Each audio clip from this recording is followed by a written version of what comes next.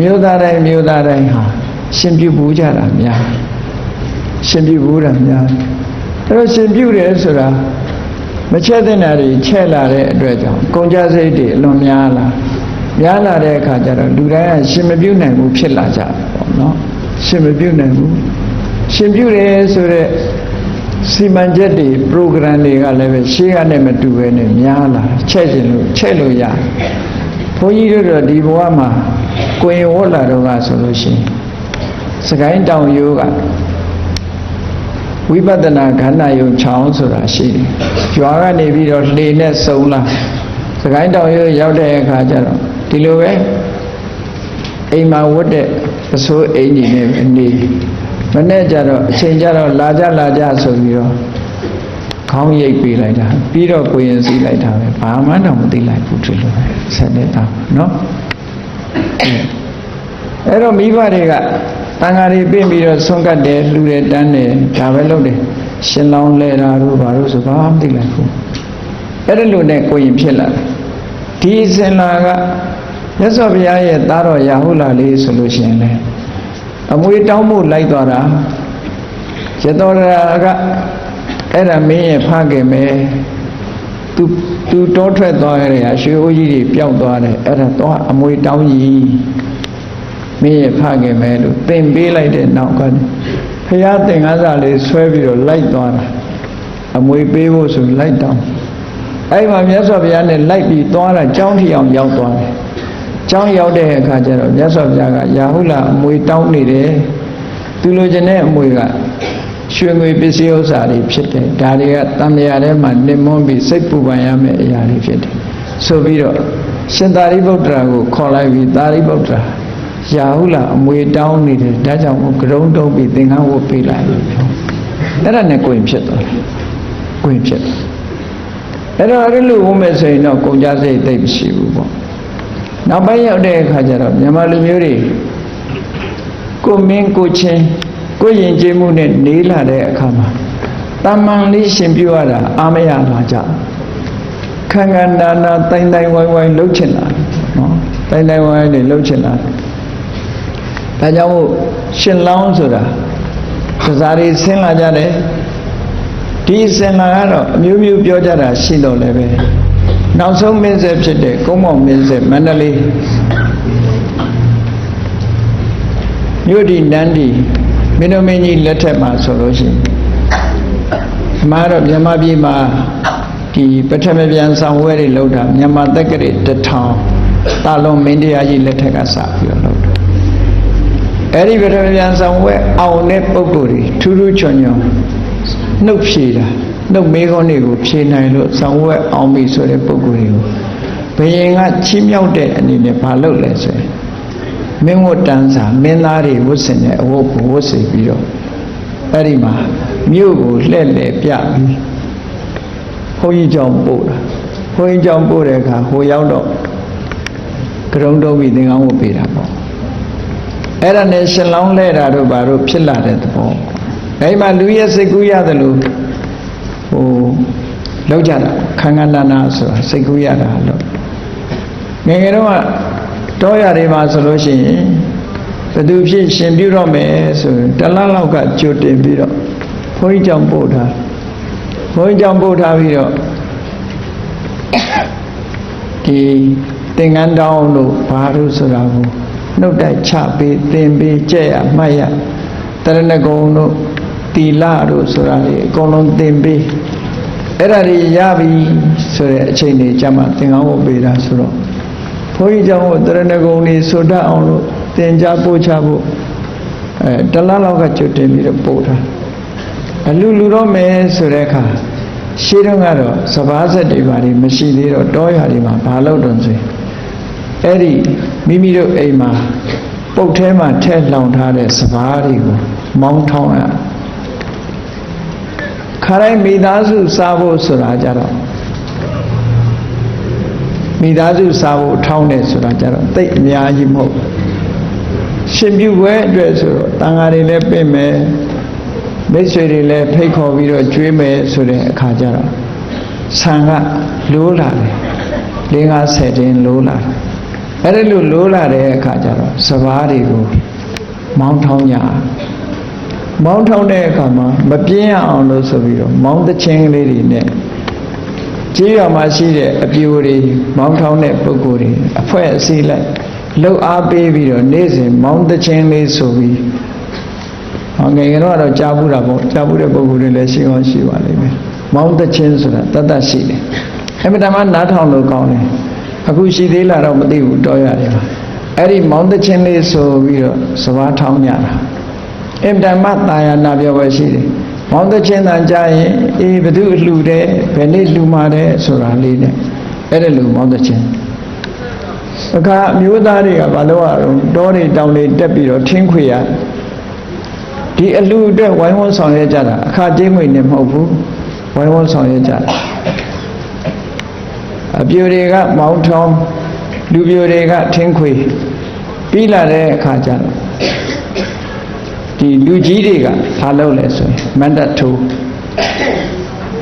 အဲ့လိုမန္တထိုးပြီးဆိုရင်အလူရှင်တွေကကြွေးကြမွေးကြအဲ့လိုလုပ်မန္တကနာတွေလှလှပပထိုးပြီးတော့အေးစေးစေးနဲ့တရွာလုံးဟာအလူဝဲကြီးဖြစ်တော့ဖို့အတွက်ဝိုင်းပြီးတော့လုပ်ကြ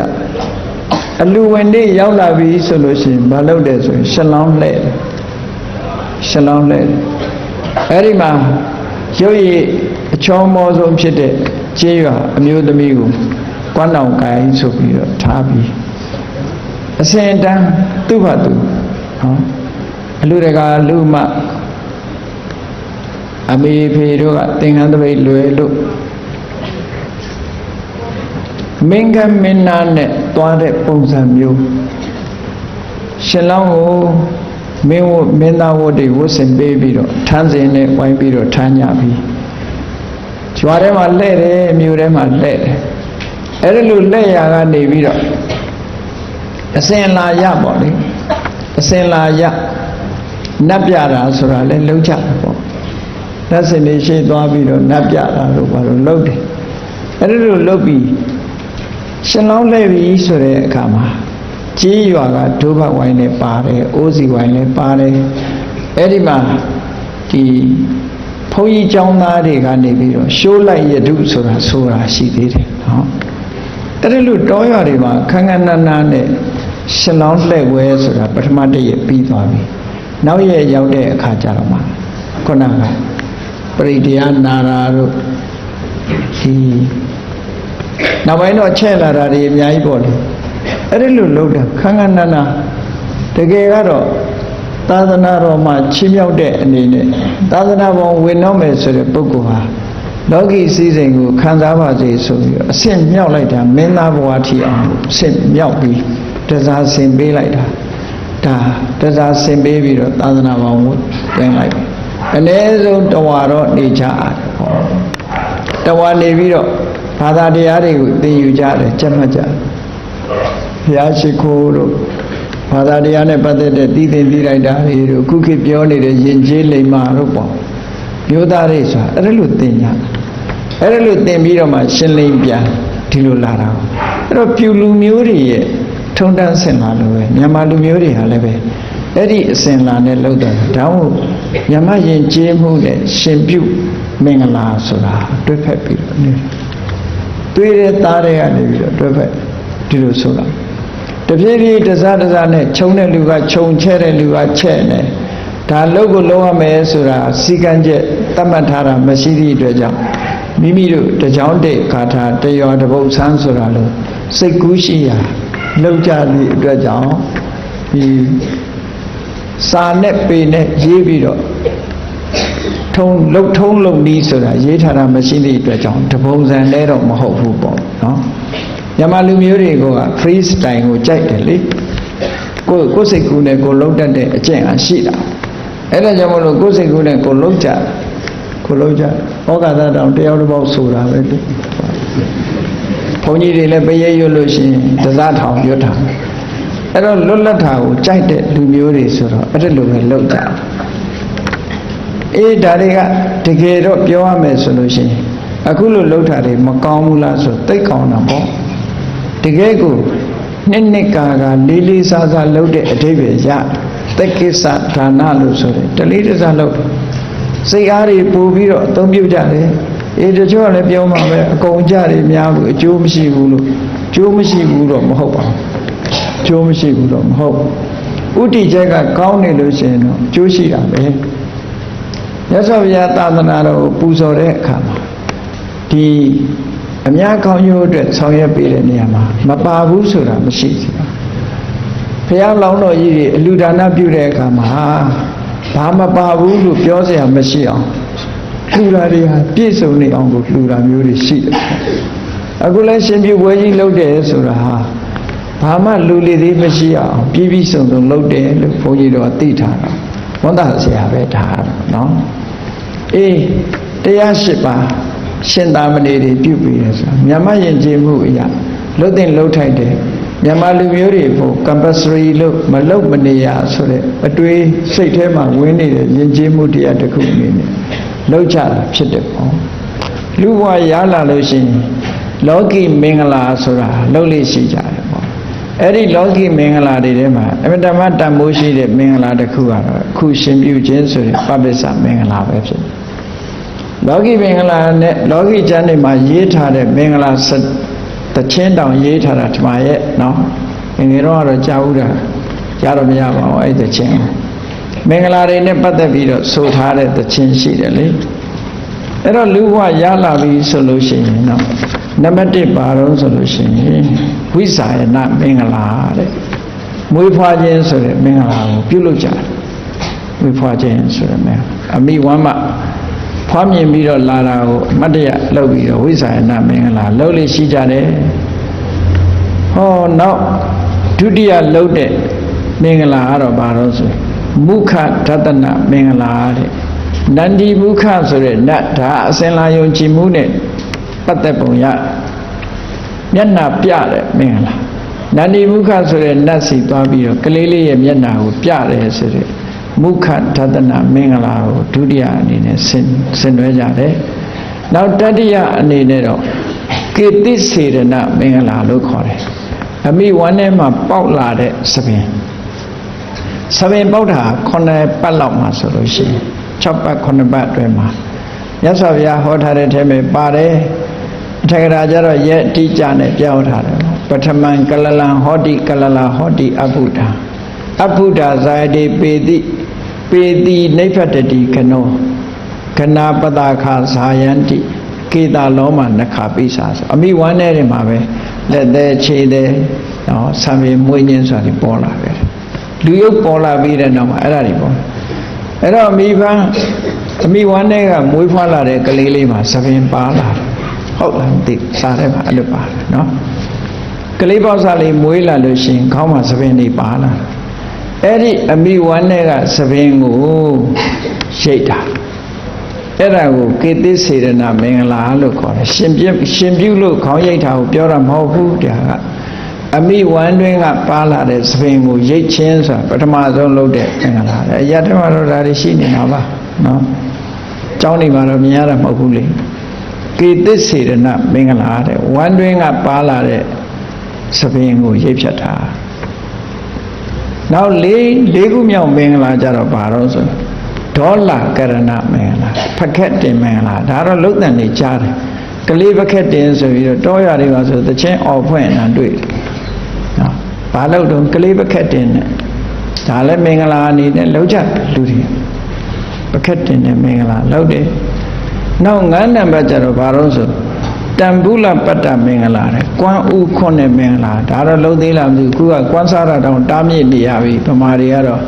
မင်္ဂလာကလွန်ကျွံသွားတယ်နဲ့တူရတယ်ကြားတယ်ကွမ်းစားတဲ့ဒလေးထာကြီးကတော့အလွန်ကျွံဖြစ်လာတဲ့အခါကျတော့မကောင်းဘူးပေါ့လေရှင်းတော့ကတော့အဲ့ဒါကလေးလေးကွမ်းဥခွန်းတယ်ဆိုတဲ့မင်္ဂလာကွမ်းစားကျင့်ပေးတာလားဘာလားမသိဘူးနော်ကွမ်းဥခွန်းတဲ့မင်္ဂလာတော်သေးတာ secret တိုက်တဲ့မင်္ဂလာမပါလားလို့ကွမ်းဥခွန်းမင်္ဂလာဆိုတာရှိသေးတယ်ဒီမှာအဲ့ဒါပါတယ်တဲ့ဒါလောကီကျမ်းတွေမှာလောကီမင်္ဂလာ12မျိုးရေးတဲ့ထဲမှာဒါတွေရှိမြတ်စွာဘုရားကျမ်းထဲမှာဖော်ပြထားတယ်ပေါ့နံပါတ်6ကတော့ဘာလို့ရဝိန္ဒုထသနာနေတို့လာတို့ကြည့်ခိုင်းတာနေလပြတဲ့မင်္ဂလာလို့ဒီလိုဆိုလို့တယ်ရဝိန္ဒုဆိုတာရဝိဆိုတာနေအိန္ဒုဆိုတာလ နေနဲ့လကိုပြတော့လဆိုရင်တော့လထွက်မှပြလို့ရမှာနေကတော့နေတိုင်းပြလို့ရတယ်ပေါ့နော်နေလပြတဲ့မင်္ဂလာကိုလည်းပဲ6ခုမြောက်မင်္ဂလာအဖြစ်လူဘဝရရှိလာတဲ့ပုဂ္ဂိုလ်တိုင်းဘုန်းကြီးတို့တော့ပြတာမတွေ့ခဲ့ဘူးဟောကိုယ့်အကိုကြည့်တာပါနော်နေလဘယ်တော့မှနေလရေပြနေတာမရှိပါဘူးနောက်တစ်ခါကျတော့နံပါတ်9ကျတော့နာမကရဏမင်္ဂလာတဲ့ကိမွန်းတမင်္ဂလာလို့လည်းပြောကြတယ်အမိမဲ့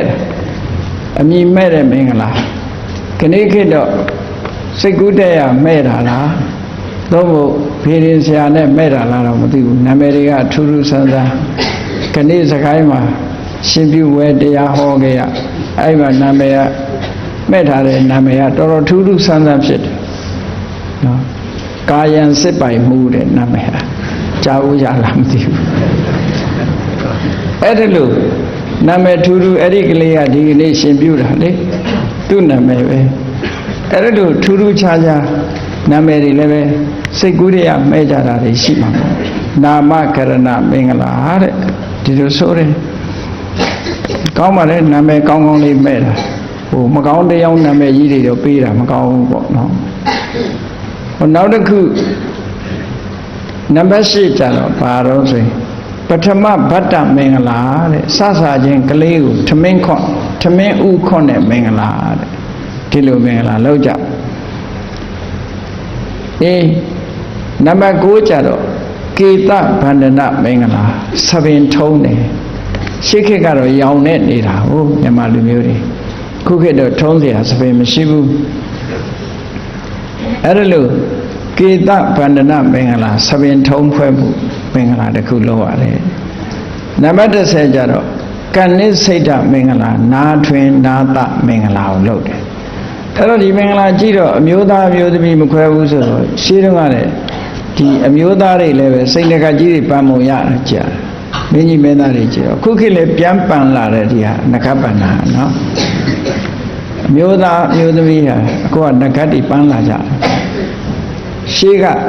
ယောက်ျားတွေငကပန်လေးမရှိရာကနေခုတကပြန်ခက်စားလာတဲ့သဘောပေါ့အဲ့ဒါဆိုယောက်ျားတွေကနားထွင်းပေးရမယ်သဘောရှိအဲ့တော့ကဏိစိတ်တမင်္ဂလာတဲ့17ခုမြောက်ကြတော့သာသနာနုက္ခမင်္ဂလာဆိုတာပပိစ္ဆမင်္ဂလာကိုပြောပပိစ္ဆမင်္ဂလာရှင်ပြုတဲ့မင်္ဂလာဒါကြတော့ဘာသာတရားနဲ့သက်ဆိုင်လာ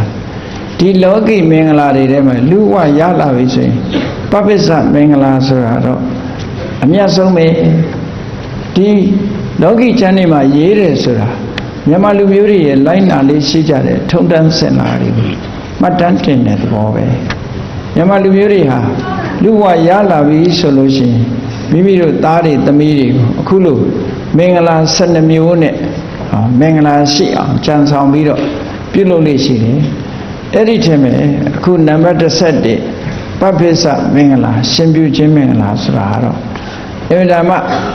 ညမယဉ်ကျေးမှုဘုရားရဲ့ဆုံးမတွေရောက်လာတဲ့အချိန်ကနေစပြီးတော့ဒီမင်္ဂလာတစ်ခုဟာတိုးလာတယ်လို့ဒီလိုပြောအောင်ပဲပြုလူမျိုးတွေလိုပဲပထမရှင်ပြုပေးလိုက်တယ်ရှင်ဘဝမှာတရားမသိလာဘူးတရားဓုတရားမြတ်မရဘူးဘာသာသာသနာမှာသိပြီးစိတ်မဝင်စားဘူးဆိုလာလို့ရှိရင်တော့လူကိုလဲပြီးတော့လူမှုကိစ္စတွေကိုဆောင်ရွက်ကြတယ်အဲ့ဒီအချိန်မှာဘာသာသာသနာစိတ်ဝင်စားပြီးတော့သာသနာပေါင်းမြဲသွားရင်လည်းနေပြီးတော့ဒီလိုဆိုလို့အဲ့လိုပြောတာနော်နောက်ပိုင်းကျတော့ခေတ်ဆိုတာမျိုးမျိုးပြောင်းလာတယ်လေမကောင်းကြောင်းပို့ဆိုတာတွေလည်းဖြစ်လာတယ်နောက်ကျတော့အိမ်နေလို့ရှိရင်မလိမ်မိုးမလိမ်မာဖြစ်ဘုန်းကြီးကြောင့်ပို့လိုက်အောင်ပဲဆိုပို့တာအဲ့ဒါနဲ့မလိမ်မိုးမလိမ်မာအကြောင်းရောက်လာလိမ်မာသွားရင်တော်တာပေါ့နော်ဒီလိုလည်းဖြစ်တယ်နောက်မိဘကိုယ်တိုင်ကပဲရှ िख ိုးဥချတိုက်တဲ့အနေအထားမျိုးတစ်ခုဒီသီလရဲ့စွမ်းအားကြောင့်ရှ िख ိုးဥချတိုက်တဲ့အနေအထားမျိုးကိုရရှိသွားတယ်သီလဆိုတဲ့ကိုယ်ချင်းတရားကိုတီးအောင်လုပ်ပေးတာရှင်ပြုပပိစ္ဆမင်္ဂလာပဲပပိစ္ဆမင်္ဂလာဆိုတာဘာသာတရားနဲ့ပတ်သက်လာတော့38ဖြာမင်္ဂလာထဲမှာဘယ်ဟာလို့ပြောရမလဲလို့ဆိုရင်တပောစဗြဟ္မစရိယံစဆိုတဲ့နေရာဟာဒါပပိစ္ဆမင်္ဂလာကိုရည်ညွှန်းတဲ့သဘောပေါ့နော်မြတ်သောခြင်းကိုကျင့်တယ်ဆိုတာရှင်သာမဏေတွေမြတ်သောခြင်းကိုကျင့်ဖို့ တီလာတွေကိုစောင့်တည်ကြရတယ်အဲ့ဒီအဆင့်မြင့်တဲ့ကိုချင်းတီလာသာသနာတော်မှာပထမဆုံးစလုပ်ရမှာတော့အားလဲလို့ဆိုရင်ကိုချင်းတီလာပဲဒါကြောင့်မို့စာပေကျမ်းကမှာဆိုတယ်တီလံသာသနာတအာဓိတီလာဆိုတာသာသနာတော်ရဲ့အစပထမဖြစ်တယ်မြတ်စွာဘုရားရဲ့အဆုံးအမတွေအရာစတင်ပြီးတော့တို့တွေအစစ်မြင့်အောင်ကျင့်ကြတော့မယ်ဆိုရင်ဘာကစရမလို့ဆိုသီလကပဲစရမယ်ဆိုလို့ကျန်တဲ့လောကီမင်္ဂလာတွေကတော့လောကထဲမှာဒီလူမှုဆက်ဆံရေးနဲ့လူအတိုင်းဝိုင်းမှာဝင်စားမှုအတွက်ပဲလုပ်ကြတာဖြစ်တယ်ဓမ္မရေးရနဲ့မပတ်သက်ဘူးဓမ္မရေးရနဲ့ပတ်သက်တာတော့ဟောဒီကိုချင်းသီလဆောက်တည်လိုက်တာဓမ္မရေးရနဲ့ပတ်သက်တယ်အဲ့တော့ပပိစမင်္ဂလာလို့ဆိုတဲ့အချိန်မှာဒီမင်္ဂလာဟာမြန်မာလူမျိုးတွေဖို့အမျိုးသားလူဘဝရလာပြီဆိုရင်ဒီပပိစမင်္ဂလာမျက်မျက်နိုးနိုးခံယူကြသည့်အတွက်ကြောင့်စေရနာရှင်ကုသိုလ်ရှင်တွေကမိမိတို့ရဲ့သားသမီးကိုရှင်သာမဏေဖြစ်သူရောက်အောင်ရှင်ပြုမင်္ဂလာဆင်ရင်ပေးရုံမြတ်မကသူတော်ဘာရဲ့သားသမီးတွေကိုလည်းဒီအခွင့်အရေးတွေမဆုံးရှုံးကြပါစေနဲ့ဆိုတဲ့မြင့်မြတ်တဲ့စေရနာနဲ့အခုလိုဆောင်ရွက်ပေးတယ်ဆိုတာအလွန်ကောင်းတယ်လို့ပြောရလူဖြစ်ပါရဲ့သားနဲ့မြန်မာပြည်မှာလူဖြစ်ပါရဲ့သားနဲ့ရှင်ကလေးမှမပြုတ်လိုက်ရဘူးရဟန်းလေးမှမောလိုက်ရဘူးဆိုရင်ယူကျုံမရမဖြစ်စေရလူဖြစ်ရကြိုးနတ်အောင်လို့ဆိုပြီးတော့မြတ်စွာဘုရားရဲ့အဆုံးအမတွေ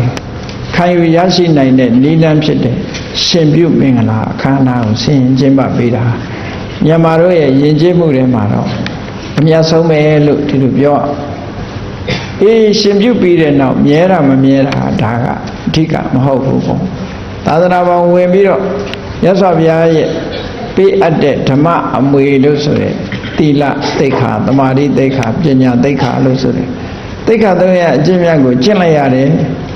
တဏှာကြီးပဲကျင့်တရက်ပဲကျင့်တပတ်ပဲကျင့်နောက်ပိုင်းရောက်တဲ့အခါကျတော့ရှင်ပြုတယ်ဆိုတာဟာဘယ်လိုတတ်မှတ်ချက်ကလေးတွေဟာရှင်ပြုတယ်လို့ခေါ်ရတာဘယ်လိုအတိုင်းအတာနဲ့ခေါ်ရတာပပိစဆိုတဲ့အဓိပ္ပာယ်ကဘယ်လိုအဓိပ္ပာယ်လဲလို့ဆိုတာနားလည်ရမှာဆိုပပိစဆိုတာပဝစသာသနာပေါင်းဝင်တဲ့ပုဂ္ဂိုလ်တွေပထမဆုံးရောက်ရှိတဲ့အဆင့်ပထမဆုံးရောက်ရှိရမယ့်အဆင့်ချင်းကပ်ရမယ့်အဆင့်ကိုပပိစလို့ခေါ်တယ်ဒါအဓိပ္ပာယ်တစ်ခုနောက်တစ်ခုကတော့လူဘဝတုန်းကနေတယ်နေခြင်းတို့နေလို့ရတယ်လောဘတွေဒေါသတွေမောဟတွေမာမနတွေလူတွေမှာဒါတွေကအဖြစ်များနေတာတွေအဲ့ဒီမကောင်းတဲ့ကိလေသာတွေကိုထုတ်ပြစ်တဲ့သဘောပပိစဆိုတာမကောင်းတဲ့စိတ်တွေသဘောထားတွေကိုဖယ်ရှားတွန်းလှန်ပြစ်နိုင်တဲ့ဘဝမျိုးဆိုပြီးတော့ပပိစလို့ဒီလိုခေါ်တာပထမဝဇိတဗန္တိပပိစပထမဝဇိတဗန္တိပပိစဆိုတာရဟမဖြစ်ခင်ရှေးဥစွာကျွတ်တင်ပြီးတော့ဝင်ရတဲ့ရှင့်ဘဝကိုလည်းပပိစလို့ခေါ်တယ်နော်ကိရိတာအညစ်အကြေးတွေကို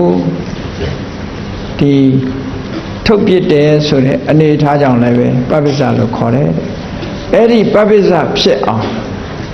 ဘယ်လိုလုပ်ရတယ်ဆိုတော့နောက်ပိုင်းမှာပထမဆုံးကတော့မြတ်စွာဘုရားကအေဟိဘိက္ခုစရဗျမသောခါတော်ဓမ္မောစရဗျမစရိယနံပါတ်1ဆံချရမယ်ဆံပင်ရိပ်ရမယ်ဆံပင်ရိပ်တာဆိုတာဘာဖြစ်လို့ဆံပင်ရိပ်တာတော့ဆိုဆံပင်နဲ့ပတ်သက်တဲ့အလုပ်မရှုပ်စေချင်ဘူးခုခေတ်ဆိုရင်လေဆံပင်တွေကိုမထောင်လောက်ရတာရှိသေးတယ်ဆေးနဲ့အယောင်ပြောင်းတာရှိသေးတယ်အလုပ်တွေအများကြီးဖြစ်လာတယ်ခုကထောင်နေလေထောင်တဲ့ဆေးတွေနဲ့ကပ်ပြီးတော့ဆံပင်ကိုစုစုချွန်အထက်ထောင်အောင်လုပ်တာအမျိုးစုံလုပ်တယ်လေအဲ့ဒီအလုပ်တွေမရှုပ်ရအောင်လို့ဆိုလိုတယ်ဖီးရတယ်လိမ့်ရတယ်လျှော်ရတယ်ဆိုတာဒီမရှိရအောင်ခေါင်းကိုပြောင်းရိတ်ထားလိုက်ပြီးပြီအဲ့ဒါကြောင့်မို့လို့ရှင်ပြုတယ်ဆိုတဲ့နေရာမှာခေါင်းပြောင်းရိတ်ရမယ်ခေါင်းရိတ်ခြင်းရဲ့အဓိပ္ပာယ်ကဘာလဲလို့ဆိုရင်အလုံးမရှုပ်အောင်ပေါ့ဘုန်းကြီးတို့တခါတော့အင်္ဂလန်သွားတဲ့ထမလမ်းမအောင်အင်္ဂလန်သွားရင်လိမ့်ပြန်ပေါ်မှာကတုံးနဲ့လူတယောက်ကလာပြီးတော့နှုတ်ဆက်ပြီးစကားပြောတယ်စကားပြောပြီးတော့ဘုန်းကြီးကတုံးခေါင်းကိုထိုးပြပြီးတော့ဘာလို့ကတုံးရိတ်ထားတော့ဘာလို့ကတုံးရိတ်ထားတော့လာမေးတယ်ဘာလို့ခေါင်းရိတ်ထားတော့ ဆိုတော့ဘုန်းကြီးကတူတူပဲဖြေလိုက်တာပါလိမ်မြန်ပေါ်မှာဆိုတော့ this is our tradition ဒါတို့ tradition ရရိတ်ထားတာလို့အဲ့လောက်ပဲပြောလိုက်တယ်မင်းကတော့ရောဘာလို့ရိတ်ထားတာတော့ဆိုဒါကတော့ကျွန်တော်ရဲ့ like ပါတယ်အဲ့ဒါလို့ဖြေတယ်နော်သူ့ like ပဲတဲ့အဲ့ဒါလို့ကိုကြိုက်တာကိုလုပ်တဲ့သဘောပေါ့နော်လူတွေကအဲ့ဒါလို့မြတ်စွာဘုရားမှာတော့ရည်ရွယ်ချက်ကတော့ဘာလို့ဆိုရင်ဆပင်ထားလို့ရှိရင်အလုပ်တွေရှုပ်လိုက်မယ်အလုပ်ရှုပ်မယ်ပြီးတော့တိုးကြောင်နေနဲ့တူတယ်ဆပင်ကိုလှပြင်တာတွေဘာလုပ်တာတွေရှိမယ်ဒီတိုင်းပြစ်ထားပြန်တော့လေဆပင်ဆိုတာရုပ်ဆိုးတယ်လေအယုတ်ဆိုးတယ်အနံ့အသက်တွေလည်းမကောင်းဘူးဖြစ်မယ်လျှော်ရမယ်ဖွဲ့ရတယ်အဲ့ဒါမျိုးတွေရှိနေတယ်ဒါကြောင့်မို့လို့သဘင်နဲ့ပတ်သက်ပြီးဒုက္ခမရောက်အောင်ဆိုပြီးဂရုံတုံးပလိုက်တယ်ဟုတ်ပြီအဲ့ဒါဂရုံတုံးခြင်းအကြောင်းဟာတစ်ခုပဲအလုပ်ကိစ္စတွေနေအောင်မိလိန်နာပညာမှာတော့ရေးထားတာတွေအများကြီးရှိတယ်နော်သဘင်တုံးဂရုံတုံးရခြင်းအကြောင်းဒါကတစ်ခုရှင်ပြုတယ်ဆိုရင်နံပါတ်1ဆန်ချနံပါတ်2ကဘာလုပ်မယ်ဆိုရင်အဝတ်လဲရဖိုင်ရည်စိုးအဝတ်ကိုဝတ်တယ်အဲ့တော့ရှင်ပြုတယ်ဆိုတဲ့အခါမှာလူဝလူသားတွေကိုလဲပြီးတော့တာမန်အမတန်ရိုးတဲ့ရှေးဥအဝတ်တွေပေါ့နော်ဘုန်းကြီးတွေဝတ်တဲ့သင်္ကန်းဆိုတာအလွန်ရိုးတဲ့ဟာပေါ့လူတွေဝတ်တဲ့ဝတ်တွေကဆန်းကျယ်တယ်ဘုန်းကြီးတွေဝတ်တဲ့အဝတ်ကအမတန်မှရိုးတယ်စောင်းကြီးတွေပတ်ထားတဲ့သဘောပဲရှေးခေတ်ကဝတ်တဲ့အဝတ်ပဲနော်အဲ့ဒီဝတ်ကိုဝတ်ပြီးတဲ့အခါကျတော့တရဏဂုံဆောက်တည်ရတယ်တဲ့အဲ့ဒီ၃ခုပဲဒီ၃ခုပဲအဓိကဆံပင်ရိတ်ခြင်းနော်သင်္ကန်းဝတ်ခြင်းတရဏဂုံဆောက်တည်ခြင်းဒါကိုရင်ဖြစ်သွားအဲ့ဒီမှာတရဏဂုံဆောက်တည်တဲ့အခါမှာတရဏဂုံပြီးအောင်ဆိုတတ်ရမယ်တဲ့တရဏဂုံပြီးအောင်မဆိုတတ်ရင်ကိုရင်မဖြစ်ဘူးလို့ဒီလိုဆိုတယ်မြတ်စွာဘုရားကပထမတော့15နှစ်သားလောက်မှကိုရင်ဖြစ်ဖို့သိငယ်တာလေးတွေခွင့်ပြုတဲ့အခါမှာဘာဖြစ်လာလို့ဆိုကိုရင်လေးကလေးတွေဟာထမင်းစားတော့ငိုတာပေါ့အညအဲ့တော့ကိုရင်လေးတွေငိုနေလို့မြတ်စွာဘုရားက15နှစ်လောက်မှသင်္ကန်းဝတ်ပေးရမယ်ဆိုပြီးတော့နေတတ်ထိုင်တတ်တဲ့အရွယ်ကြောင့်ဖို့နောက်ကြတဲ့အခါကျတော့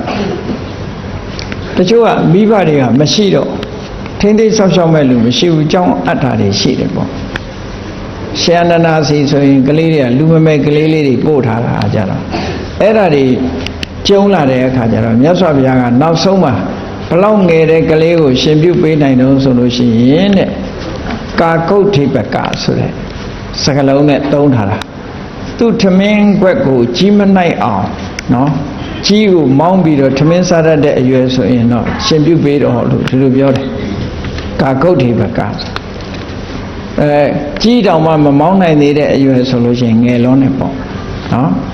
ထမင်းခွက်နဲ့ပြင်မဲ့ထွက်စားကြီးကန်းဆိုတဲ့ကောင်ကအလွန်ရဲတယ်လေကလေးဆိုရင်တခါပြန်ချလာပြီးတော့ကလေးရဲ့ထမင်းခွက်ဝင်နှိုက်မှာအဲ့ဒီလိုမနှိုက်အောင်6ပြီးတော့ထမင်းစားနိုင်တဲ့အရွယ်ဆိုလို့ရှိရင်ရှင်ပြုပေးတော့ဆိုတော့9နှစ်သားတို့9နှစ်သားတို့ဒီအပရံပါဠိတော်မှာဆို9နှစ်သားယဟန္တာလေးတွေတောင်ရှိတယ်များသောအားဖြင့်တော့9နှစ်သားတွေများတယ်ပေါ့နော်အဲ့ဒါလို့သာသနာပေါင်းဝင်လာပြီးတော့ထူးခြားတဲ့အရည်အသွေးရှိတဲ့ပုဂ္ဂိုလ်တွေကလည်းငယ်ငယ်နဲ့ရင့်ကျက်တာတွေပေါ့ဒါတွေကငယ်ငယ်နဲ့ရင့်ကျက်တဲ့ပုဂ္ဂိုလ်ဆိုတာရှိတာပဲလေအသိဉာဏ်ကရင့်ကျက်တာကိုရုပ်အနေနဲ့ကမရင့်ကျက်ပေမဲ့လို့အသိဉာဏ်အရင်ရင့်ကျက်တာဒီလိုဆိုတော့ကလေးနဲ့မလိုက်အောင်အသိဉာဏ်တွေကရင့်ကျက်လာလို့9နှစ်သားယဟန္တာတွေရှိတယ်9နှစ်သားယဟန္တာတွေရှိတယ်အဲ့ဒါလိုဖြစ်တာ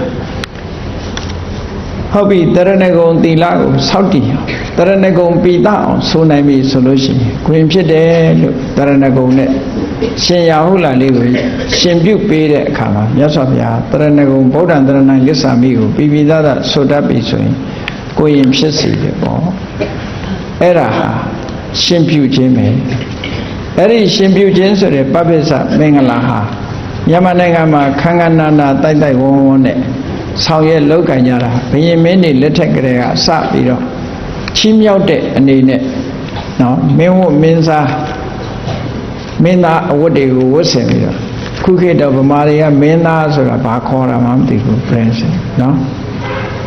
ရုပ်ရှင်တရုပ်ဆောင်ကိုလည်းမင်းသားလို့ခေါ်သေးတာဟုတ် နောက်ဇတ်တဲ့ပွဲတွေဘာတွေမှာကတဲ့ဟာလဲမင်းဝန်မင်းသားနဲ့ကတာဖြစ်တော့ကြောင့်အဲ့ဒါလဲမင်းသားဘယ်သူကနေဘယင်လိုအဝတ်ဝတ်ပြီးတော့ကတာတီထွင်ခဲ့တယ်တော့မသိဘူးအင်္ဂလိပ်လက်ထက်ကများလှုပ်ထားခဲ့တာလားမသိဘူးလူကြီးပွဲဖြစ်အောင်များလှုပ်လိုက်တာလားသို့မဟုတ်ဘာလို့လို့ဆိုရင်ဘယင်ဝတ်ကြီးဝတ်ပြီးတော့ကတာကြီးကတော့တစ်မျိုးကြီးပဲနော်ကိုယ့်ရခါရမနိုင်ဘူးလားအဲ့တော့မြမယဉ်ကျေးမှုတွေမှာဒီဟာကဘယ်လိုကြောင့်ပါနေရတယ်လဲ